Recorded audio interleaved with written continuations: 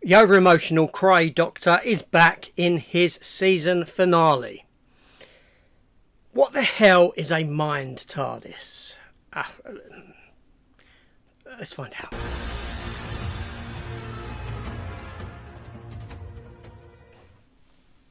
Hi everyone, welcome back. Welcome back to my review for Empire of Death, the season finale for Ncuti Gatwa's first full season as the Doctor.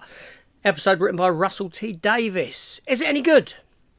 Well, the episode starts continuing off exactly where the first episode or last episode ended, with Sutekh. Sutekh's appeared. He wants to kill everyone. Basically, he wants to kill everyone and he has the power of doing it.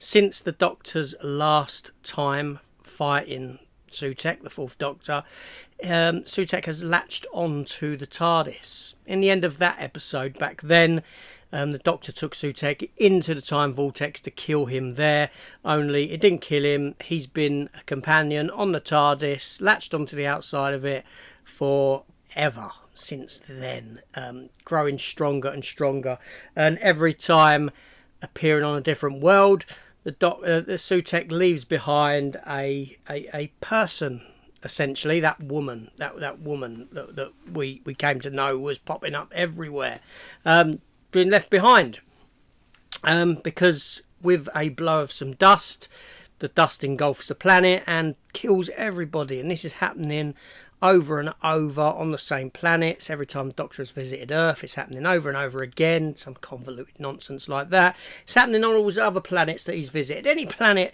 anywhere the Doctor's visited since then, this woman has been deposited, and there's death cloud. A death cloud can be blown and kill people, basically. Yeah, so you've got the Doctor running around with Ruby.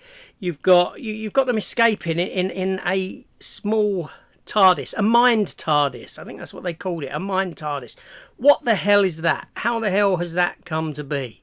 You know, and he can pilot it and all this sort of stuff. Up until the point that he gets his TARDIS back and he gets it off of Sutekh, they're in this mind TARDIS. So what happens to that mind TARDIS once he gets the real TARDIS back? I don't know. Does it just disappear? You know, what utter nonsense, what utter rubbish. The last episode before this was actually pretty damn good and had a nice setup for this episode here, but this episode is overly long. It drags on and on for its whole entire 54 minutes of nonsense. Yeah, it's not great. Obviously, everyone dies. Everyone dies on all these different worlds, all these different planets. We have a bit of time pass, I believe, in the episode where the Doctor is on this dusty old world and sees this woman who's having trouble forgetting stuff. Mel is overtaken by Sutekh. Only everyone that gets killed is brought back at the end, because the Doctor yet again takes Sutekh into the Time Vortex, and you know, if you kill death, then life. If death has death, then it turns everything back to life, or some convoluted nonsense like that, and that's exactly what happened. So at the end of the day, nothing's happened. Sutekh doesn't want to kill the Doctor or Ruby because, lo and behold, the one person he doesn't know who it is Ruby's mother, as well as Ruby. So all this big stuff going on about Ruby's mother turns out to be nobody. Yeah, she turns out to be nobody, essentially, and she's the most important person in the universe because she's a nobody. So that went absolutely nowhere, really. This big reveal, which I think people were hoping for or expecting, it turns out to be an anticlimactic nobody. Yeah, kind of like Rey in Star Wars, how you're expecting her to have come from some sort of lineage, and then we're told that she comes from nobodies, only then to find out again that that was retconned, and obviously she came from the Emperor. But there we go. But you get what I mean in that first one, when you found out, in the second one when she came from nobodies, right? It's that kind of a thing. You know, Anita Dobson is in the episode again as that woman, the old neighbour, and she gives some foreboding blur, and she pops up at the end, you know, and she's something of some importance. I don't know. We'll find out later on down the line.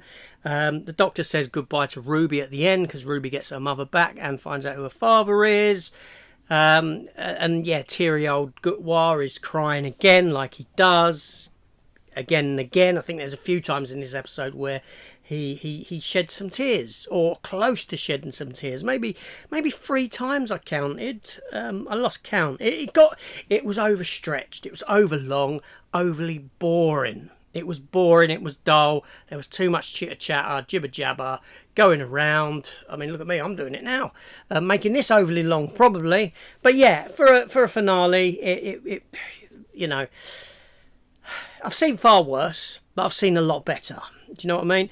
But the problem was that this didn't live up to the expectation that the episode before gave you, essentially. Yeah, so that's it. Now, overall, this has been a pretty shoddy season of Doctor Who. I've tried to stay positive with my reviews and keep away from the negative chat that is so easy to fall into, and take each episode as it's on its own merits, essentially. Let's put aside that, you know, for woke reasons, you've cast a black gay doctor, which, to be fair, Gutwar has grown on me a bit. He's grown on me more so than what the woman did before. What's her name? Jodie Whittaker. He's grown on me a bit, although he is a bit annoying. So my problems there ain't as bad as what I thought they would be. You know, he's kind of settled into the role nicely. But yeah, as for the season of Doctor Who, I don't think it's a season of Doctor Who I would ever consider giving a revisit to, for a lot of these reasons, because I don't like the direction that they have taken with this character. But some of the episodes, certainly taken on their own merits, have been okay.